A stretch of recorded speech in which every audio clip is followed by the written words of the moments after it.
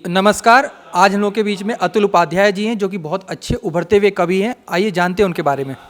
नमस्कार अतुल जी। नमस्कार सर।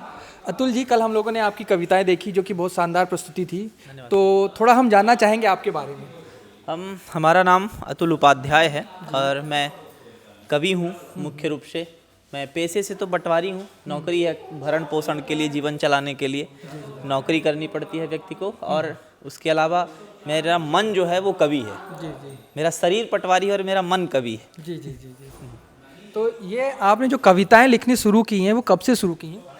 कविताएं देखिए, एक प्रकृति प्रदत्त होता है। कहते हैं दुनिया में आप सब कुछ पैदा कर सकते हैं। एकेडमी में जा सकते हैं, ट्यूशन ले सकते हैं, कोचिंग ले सकते हैं, लेकिन जो कवि होता है वो प्रकृति प्रदत्त होता है। वो पैदा होता है तो वो कविता की भावनाओं के साथ पैदा होता है। फिर जो उसके साथ परिस्थितियाँ ऐसी निर्मित होती जाती हैं। वो जब पैदा होता है तो एक मासूम सा रहता है, फिर दुनिया की विसंगतियों से जीवन भर लड़ता है। तो उसका जो उसके अंदर की जो कविता है वो प्रौढ़ होने लगती है। और धीरे धीरे जब उसको शब्द का ज्ञान होता है तो फिर वो कविता के रूप में उभर के सामने आती है। तो शुरुआती दिनों से ही मैं एक कवि की तरह, मुझे अब समझ में आता है कि मैं सोचता था। और उसके बाद मैं जब पहली कविता जब मैं 11th में था तो मैंने पहली कविता लिखी थी। कौन सी थी? अभी वो कविता के तो नहीं याद है, कुछ ऐसा मैंने लिखा था, अभी भूल, हिंदी में।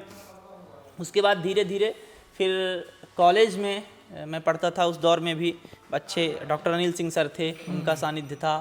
और आर्यन तिवारी सर थे। ऐसे लोगों का सानिध्य मिला तो वो धीरे धीरे और प्रौढ़ होती गई। इसके बाद पहली बार मैं 2018 में मंच में मैं आया। 2018 से मैं मंचों पर हूँ, उसके पहले मैं लिखता था। जी जी जी। तो 2018 से आप आ गए हैं मंच से। तो आपको मंच में एक कवि के रूप में देखना और बिना मंच के थे जब आप कविताएं लिखते थे, उसमें क्या अंतर समझ में आया? ऐसा होता है कि जो व्यक्ति लिखता है तो एक हिंदी साहित्य के साथ एक बात यह है कि ऐसा लोग मानते हैं कि मूल धारा की कविता अलग है, मंचीय कविता अलग है। मैं इसको थोड़ा दूसरे दृष्टि से देखता हूँ। मुझे लगता है ये कहते हैं लोग कि मंचीय कवि अलग हैं और मूल धारा के कवि अलग हैं। मैं इसको थोड़ा दूसरे रूप में देखता हूँ। मुझे लगता है वही व्यक्ति मंचीय भी होता है और वही व्यक्ति मूल धारा का भी व्यक्ति होता है। कुछ कविताएं गंभीर होती हैं, उसको आप मंच पे इतना अच्छा परफॉर्म आप करेंगे भी तो लोगों तक हो सकता है, क्योंकि आपके सामने जो व्यक्ति सुन रहा है, 1000 व्यक्ति आपको सुन रहे हैं, 2000 व्यक्ति सुन रहे हैं, तो हो सकता है कि उसमें 25-50 लोग ऐसे हों जो वहाँ तक पहुँचते हों। बाकी एक सामान्य श्रोता, आपके कोई व्यवसायी है, कोई छात्र है, कोई और भी राजनेता है और सामान्य व्यक्ति हैं, नौकरी पेशा व्यक्ति, वो साहित्य के उस चीज़ तक, उस स्तर तक नहीं पहुँचता। तो उसको सुनाने के लिए, उसको कनेक्ट करने के लिए आपको कुछ मंचीय चीज़ें, कुछ सहज चीज़ें जिसको वो अपने जीवन में उतार सके या समझ सके, वो सुनानी पड़ती है। लेकिन और रही बात कि जब मैं मंच के बाहर था तब भी मैं ऐसा ही लिखता था। जब मैं मंच में आया, क्योंकि देखिए आदमी हो तो पढ़ता भी है, तो ज़्यादातर पत्र पत्रिकाओं में या किताबों में गंभीर बड़े रचनाकारों को आदमी पढ़ता है। और इसके अलावा ये जो दौर है वो इलेक्ट्रॉनिक मीडिया, सोशल मीडिया का दौर है। हर व्यक्ति के हाथ में यूट्यूब है, हर व्यक्ति के हाथ में फेसबुक है। तो ऐसी रचनाएं भी, मंचीय रचनाएं भी आदमी सुनता है और निश्चित रूप से प्रभावित होता है। इतना आकर्षण है उसमें, तो वो भी प्रभाव रहता है। तो दोनों प्रभाव रहता है, दोनों तरह से मैं लिखता रहा अभी भी, और तब भी लिखता था, अब भी लिखता हूँ। तो आपकी कुछ प्रमुख कविताएं बताएंगे? देखिए, एक माँ से अगर ये पूछा जाए कि आपका कौन सा बच्चा आपको ज़्यादा प्रिय है, तो ये उसके लिए बड़ा कठिन हो जाएगा उत्तर देना। चलिए, अब ये बताइए कि जैसे आपने इतनी कविताएं हैं, आप रिवील भी अभी नहीं कर रहे हैं, तो अगर कोई व्यक्ति अभी कविताएं सुनना चाहता है, तो या आपका कोई यूट्यूब चैनल हो या फिर कोई आपका जहाँ संग्रह हो? हाँ, मेरे नाम से यूट्यूब पे तो कोई चैनल नहीं है, और इधर उधर मैं जाता रहता हूँ, परफॉर्म करता रहता हूँ, तो लोग डालते रहते हैं। हमारे नाम से अगर यूट्यूब पे सर्च करेंगे लोग अतुल उपाध्याय कवि, तो मिल जाएगा। इसके अलावा फेसबुक में मेरा एक पेज है अतुल उपाध्याय पोएट के नाम से, उसमें भी मैं कभी कभार ऐसे लाइव आके सुना देता हूँ या कभी रचनाएं डालता रहता हूँ। और ठीक है, तो अब एक चीज़ ये जानना चाहेंगे कि लास्ट में जाते जाते आप एक अच्छी सी कविता सुना दीजिए। बिल्कुल।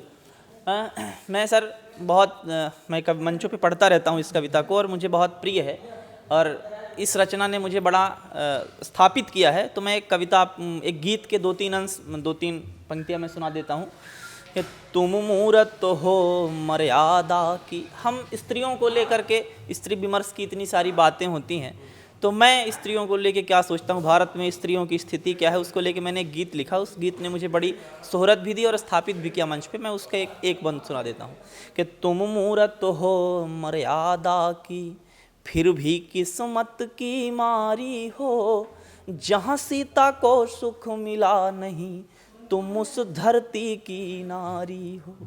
तो कहने को तुम दुर्गा भी हो, कहने को तुम गायत्री हो, तुम कहने को राधा रानी, कहने को तुम सावित्री हो।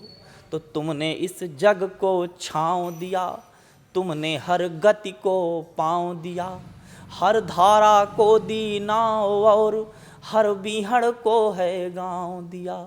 तो था जिसकी खातिर धनुष यज्ञ, था जिसकी खातिर धनुष यज्ञ, तुम ऐसी जनक दुलारी हो, जहाँ सीता को सुख मिला नहीं, तुम उस धरती की नारी हो। तो एक बड़ा ये लंबा गीत है, 3-4 बंद है इसमें, एक बंद नहीं, मैंने वो तो हम लोगों ने आपका जो टैलेंट है कल ही देख लिया था। और मैं दर्शकों को ये बताना चाहूँगा कि इनका जो लाइव परफॉर्मेंस रहता है, जैसे शुरुआत में कुमार विश्वास की तालियों की गिड़गिड़ाहट बंद नहीं होती, उसी टाइप का रहता है। इसलिए मैंने सबसे पहला, सही से मेरा किस्मत है, मैंने इंटरव्यू लिया इनका। आने वाले टाइम के हमारे कुमार विश्वास है, और कभी मौका मिले तो ज़रूर इनका शो अटेंड कीजिएगा।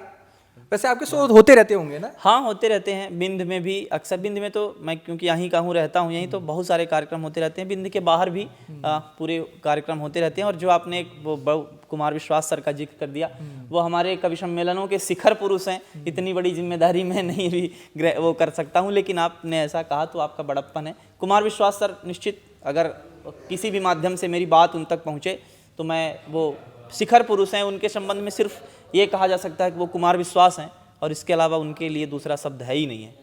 बहुत बहुत बहुत धन्यवाद। जी, बहुत बहुत धन्यवाद। आपने कीमती समय दिया हमें, इसके लिए बहुत बहुत बहुत धन्यवाद। धन्यवाद सर, आपने भी हमको दिया।